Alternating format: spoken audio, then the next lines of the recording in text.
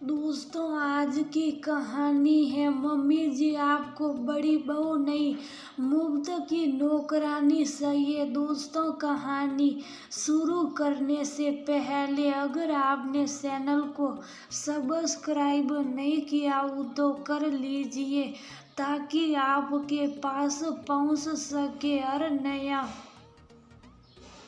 Video. हाँ बहू, good news, ये तुम्हारे देवर की शादी तय हो गई है। तुम बड़ी बहू हो, अब सब कुछ इन्हीं को संभालना है।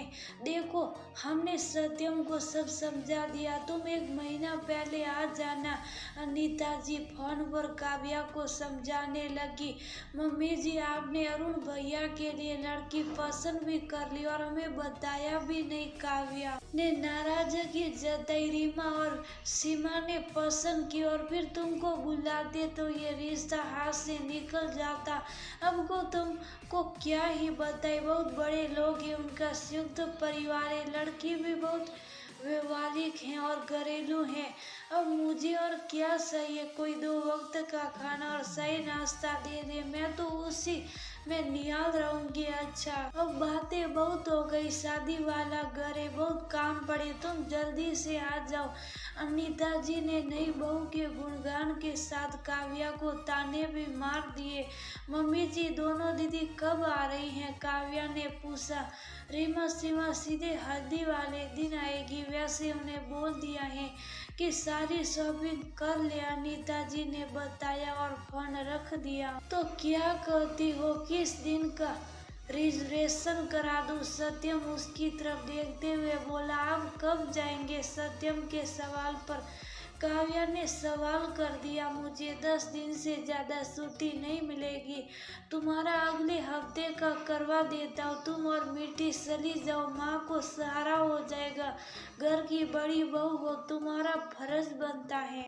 सत्यम मिट्टी को गोद में लेते हुए बोला। बड़ी बहू का फर्ज, ये आपने और मम्मी जी ने सही कहा। ऐसा क्यों है कि घर के काम करने के लिए बड़ी बहू की याद आती है, लेकिन घर के फैसलों में बड़ी बहू को ना शामिल किया जाता है और न ही उससे राय ली जाती है। आपकी मम्मी को बड़ी बहू की नहीं, मुफ्त की नौकरानी की जरूरत है। गेहूं चावल बीनने के लिए, खाना बनाने के लिए, घर की सफाई के लिए मुझे बुलाया जा रहा। अरुण भैया के लिए लड़की देखी जा रही, ये बात आपको पता थी, लेकिन आपने भी मुझे बताना जरूरी नहीं समझा। मेरा भी दिल चाहता है कि जिस हक से मुझे काम की जिम्मेदारी दी जाती है, ठीक उसी तरह घर के फैसलों में मुझे शामिल किया जाए।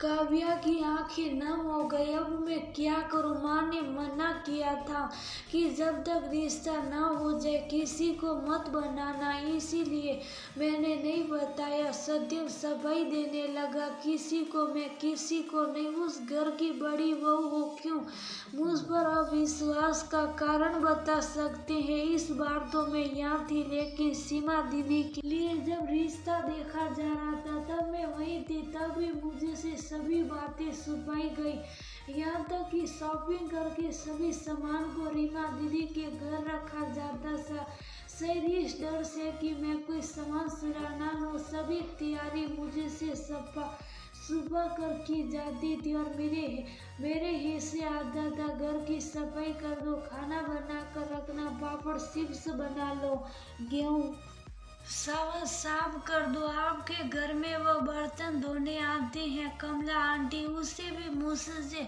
ज्यादा इज्जत मिलती थी। उसे बैठा कर सीमा दीदी के ससुराल का बखान किया जाता था। सब बड़ी बहू का फर्ज निभाया और किसी ने तारीफ के 2 बोल भी नहीं कही। रिश्तेदारों के सामने मुझे ऐसे दिखाया कि मैं कुछ नहीं करती। अगर रीमा दीदी नहीं होती तो शादी का इंतजाम नहीं हो पाता। सबके सामने मुझे कामचोर और फूड बहू साबित कर दिया, लेकिन अब और नहीं निभाना मुझे बड़ी बहू का फर्ज।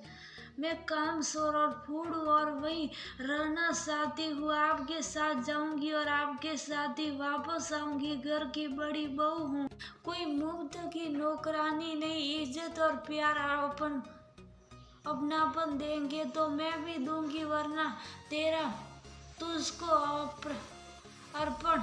काव्या की आंखों में दर्द निश्चय देख सत्यम भी कुछ नहीं बोल पाया। 2 दिन बाद अनीता जी का फिर फोन आया, ये पता करने के लिए कि काव्या जिम्मेदारी लेने ससुराल कब आ रही। हाँ, काव्या नहीं आ पाएगी। आपने अगर उसे बड़ी बहू का मान दिया होता तो आपको यूँ फोन ना करना पड़ता, वह खुद ही अब तक पहुंच गई होती। वैसे भी सभी इंतजाम रीमा दीदी और सीमा दीदी की मदद से आप कर ही रही हैं, तो बाकी सब चीज़ों की जिम्मेदारी भी उन्हें ही दे दीजिए। बहू के रूप में आप लोगों ने उसे कोई मान नहीं दिया, लेकिन अपनी पत्नी का अपमान अब और नहीं होने दूंगा। काव्या और मीठी मेरे साथी शादी में शामिल होने आएंगे। सत्यम की बातों को सुनकर काव्या दौड़कर उसके गले